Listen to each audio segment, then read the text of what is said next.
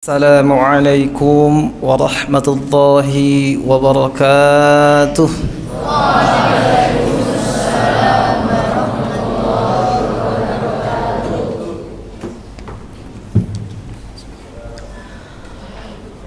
Allahu Akbar, Allahu Akbar, Allahu Akbar,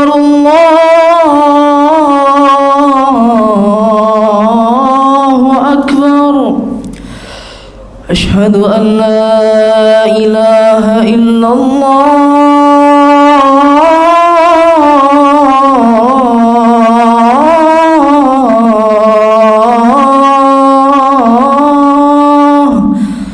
أشهد أن لا إله إلا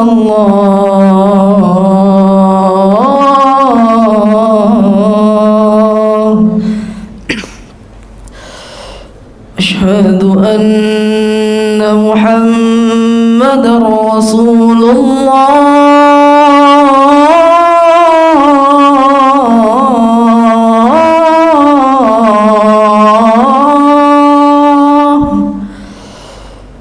أشهد أن محمدًا رسول الله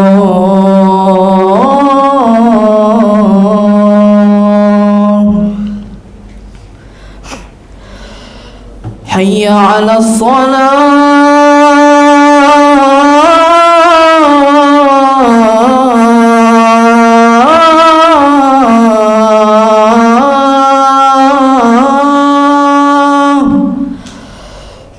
حي على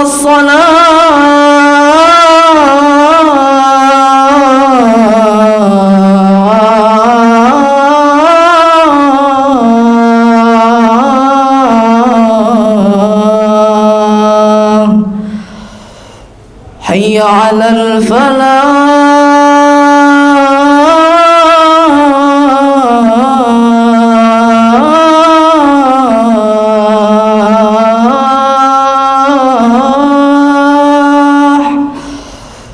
حي على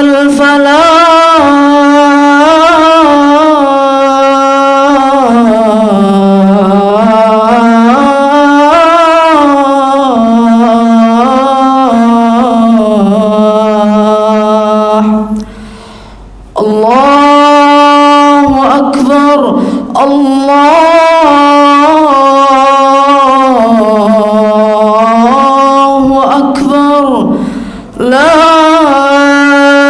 إله إلا الله.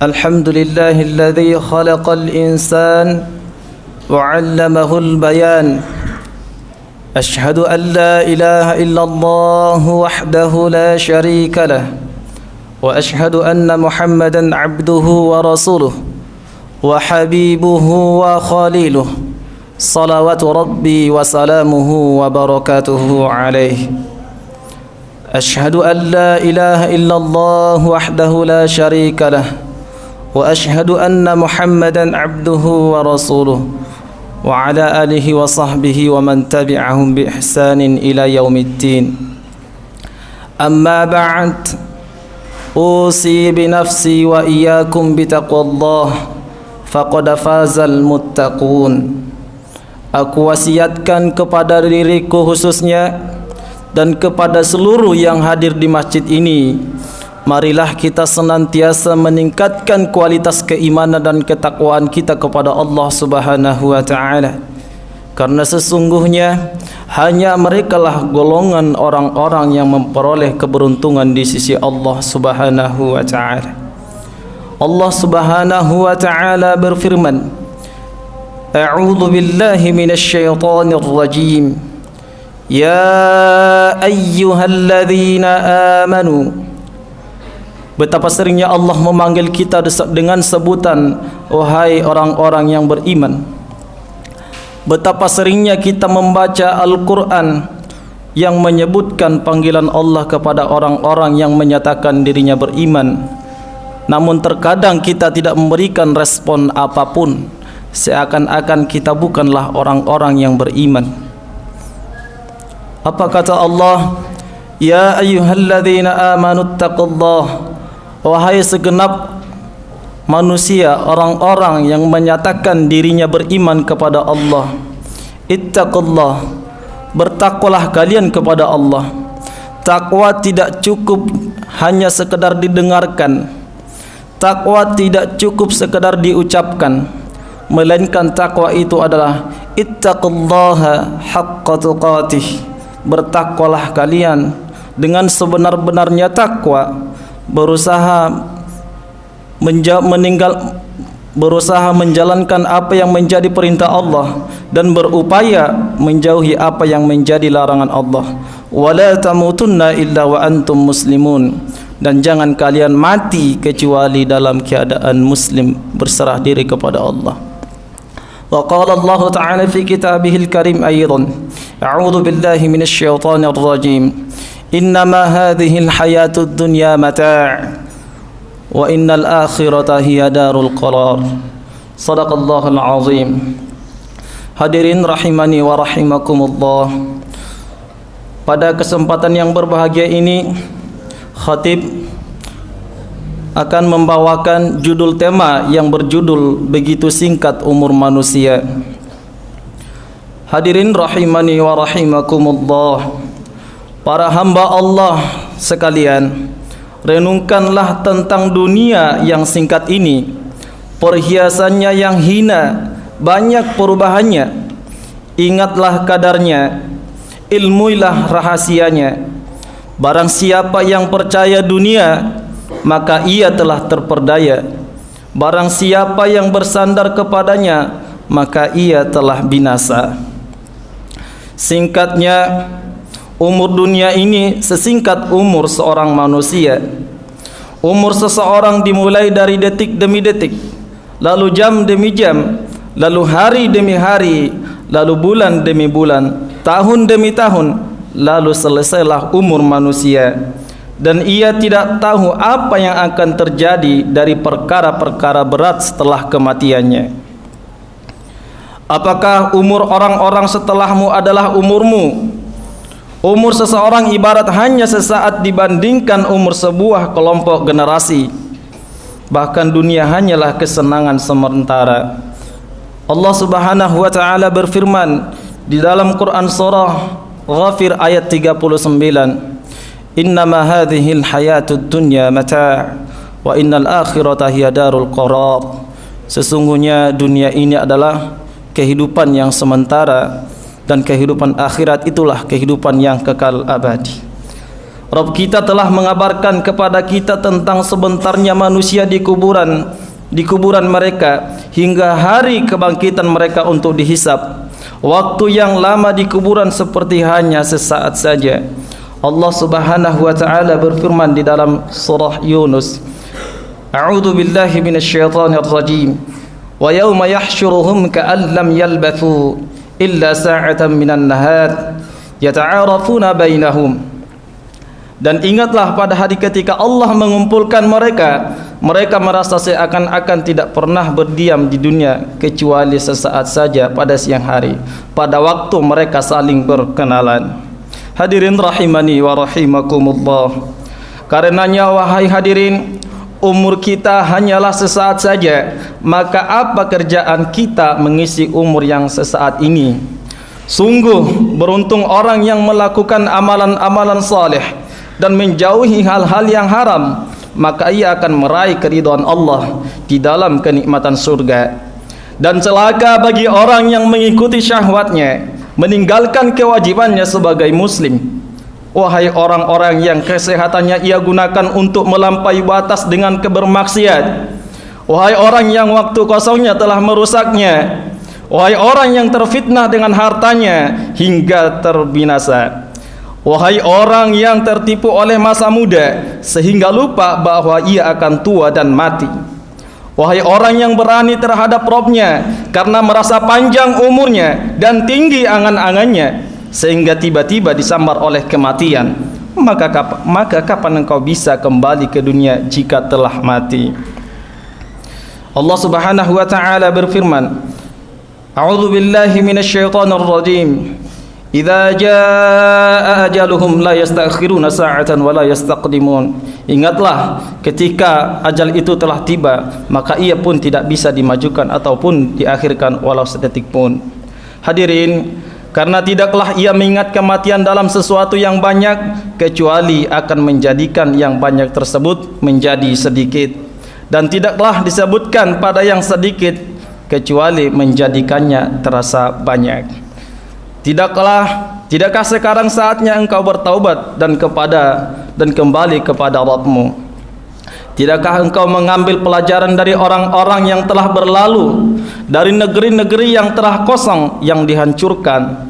Dulu mereka ada, sekarang tinggal bekasnya. Dahulu mereka jaya, sekarang hanya tinggal cerita. Sesungguhnya datang dan perginya tahun merupakan pelajaran. Hari telah engkau tinggalkan di belakangmu, dan hari baru yang engkau jumpai di hadapanmu, hingga tiba ajalmu dan terputuslah harapanmu. Allah Subhanahu wa taala berfirman di dalam Quran surah An-Najm ayat 39 sampai 42. A'udzu billahi minasyaitonir rajim. Wa laysa lil insani illa ma sa'a. Dan bahwa manusia hanya memperoleh apa yang telah diusahakannya. Wa anna sa'yahu sawfa yura. Dan sesungguhnya usahanya itu kelak akan diperlihatkan kepadanya. Thumma yujzahul jazaa'al awfa. Kemudian akan diberi balasan kepadanya dengan balasan yang paling sempurna. Wa anna ila rabbikal muntaha. Dan sesungguhnya kepada Tuhanmu lah kesudahannya. Hadirin rahimani wa rahimakumullah. Maka oleh karena demikian, maka beramallah untuk hari akhiratmu yang kekal dan ia tidak akan sirna kenikmatannya selamanya.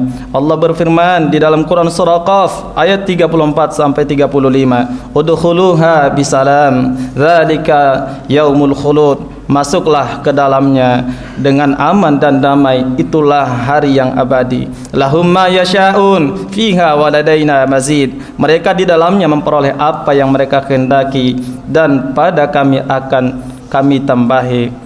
Jagalah diri kalian, mari bersama-sama menjaga diri kita dari neraka jahanam yang tidak pernah lelah untuk membakar penghuninya dengan menjalankan perintah Allah yang ditekankan dengan menjauhi kemurkaannya. Hadirin rahimani wa rahimakumullah, demikian yang bisa kami sampaikan. Barakallahu li wa lakum wa fil Qur'anil azim, wa nafa'ani wa iyyakum bima fihi minal ayati wadh-dhikril hakim, wa taqabbala minni wa minkum tilawatahu innahu huwas sami'ul alim.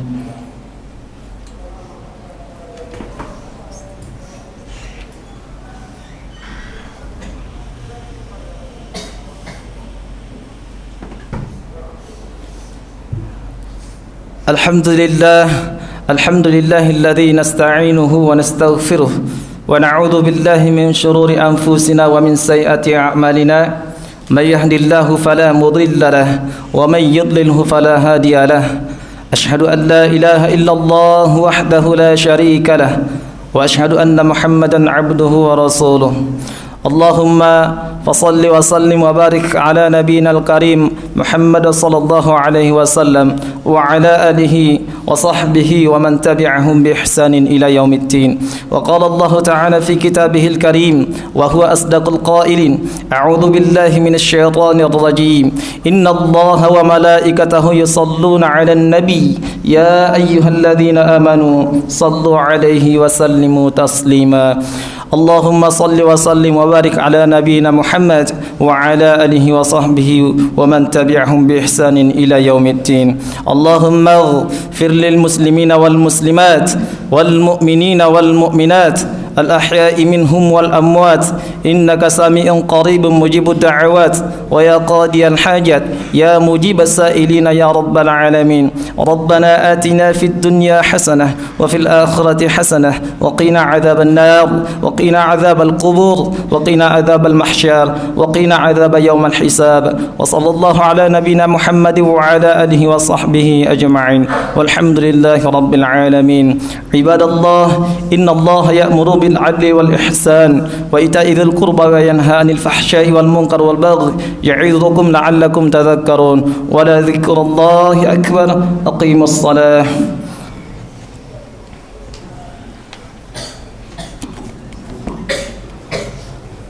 الله أكبر الله أكبر أشهد أن لا إله إلا الله أشهد أن محمدا رسول الله حي على الصلاة حي على الفلاح قد قامت الصلاة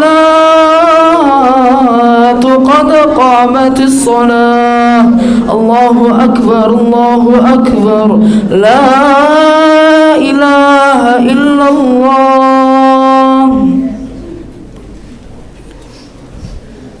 استووا aqimu sufufakum wa'tadilu. Safnya mohon diluruskan dan juga dirapatkan.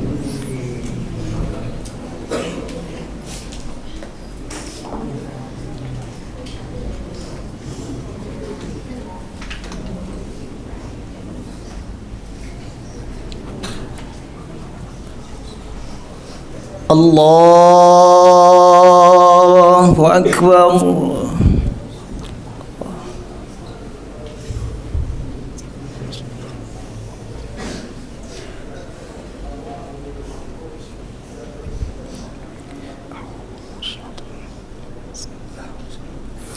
Alhamdulillahi Rabbil Alamin Ar-Rahmanir Rahim Maliki Yawmiddin Iyyaka na'budu wa iyyaka nasta'in اهدنا الصراط المستقيم صراط الذين أنعمت عليهم غير المغضوب عليهم ولا الضالين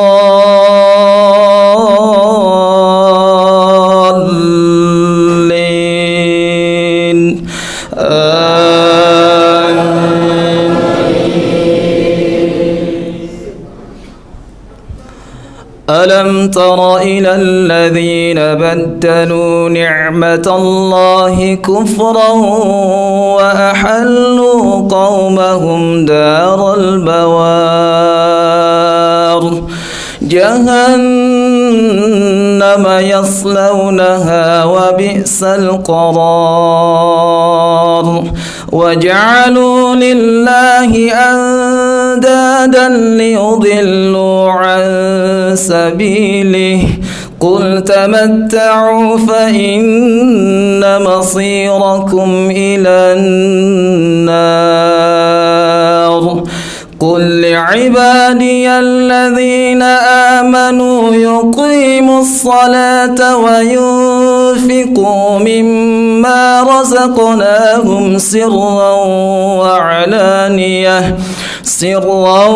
وعلانية من قبل أن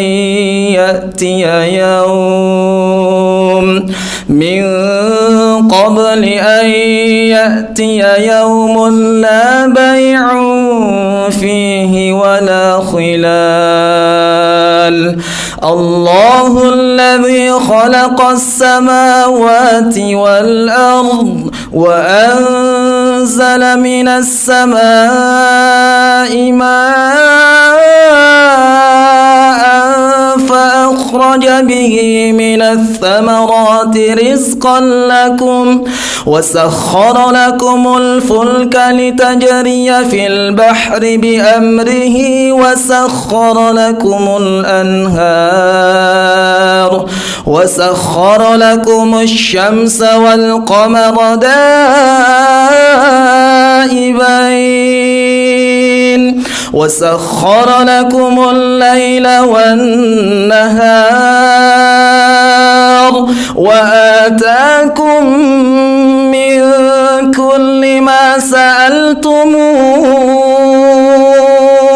وإن تعدوا نعمة الله لا تحصوها إن الإنسان لظلوم كفار وإذ قال إبراهيم رب اجعل هذا البلد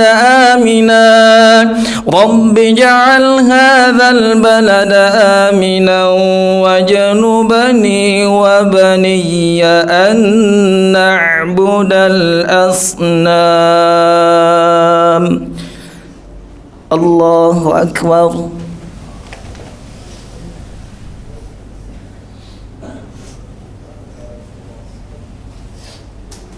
سمع الله لمن حمده.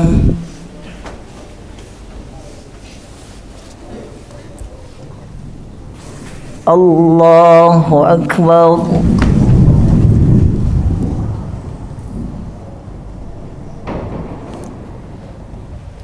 الله أكبر.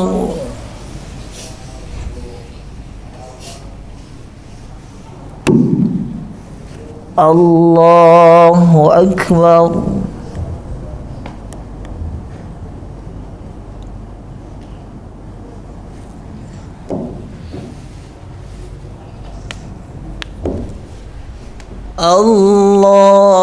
الله أكبر. الحمد لله رب العالمين الرحمن الرحيم مالك يوم الدين إياك نعبد وإياك نستعين اهدنا الصراط المستقيم صراط الذين أنعمت عليهم غير المغضوب عليهم ولا الضالين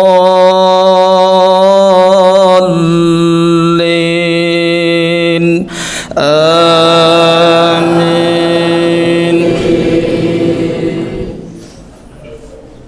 قل يا أيها الكافرون لا أعبد ما تعبدون ولا أنتم عابدون ما أعبد ولا أنا عابد ما عبدتم ولا أنتم عابدون ما أعبد لكم دينكم ولي دين. الله أكبر.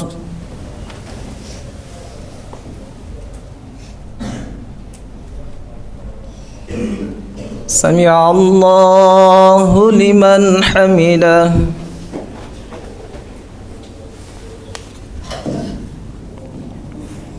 الله أكبر.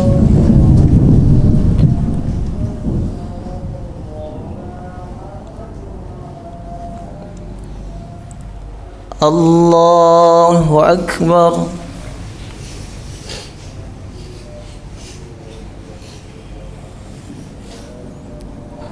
الله أكبر.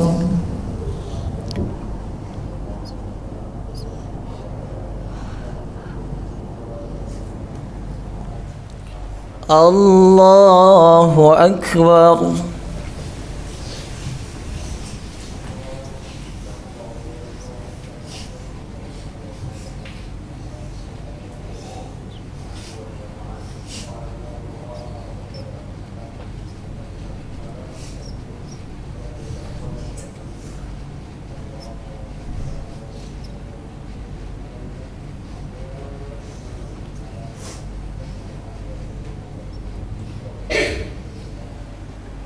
Assalamualaikum warahmatullahi wabarakatuh. Assalamualaikum warahmatullahi